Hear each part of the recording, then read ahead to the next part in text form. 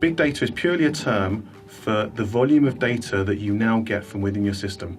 The important thing is to make sure that you realise that big data isn't just for big business. So all big data is actually giving us the ability to do is get much more in-depth and better information.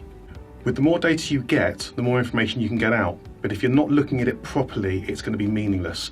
What you've got to try and achieve is the same volume of information you're looking at, but making sure it's as relevant to you as possible. Every organisation needs information. It doesn't matter whether you're an independent retailer with 1 store or whether you're a retailer with 500 stores.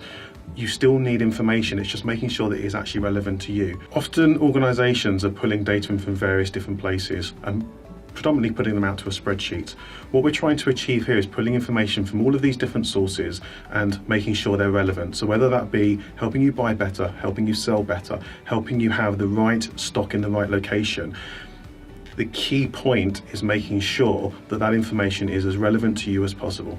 Kinetic brings in all of the information from the various sources under one umbrella. So you have your finance, you have your warehousing, you have your POS, you have your stock control. And the importance of that is that all of the data is going to be as accurate as it possibly can because it saves on the integration.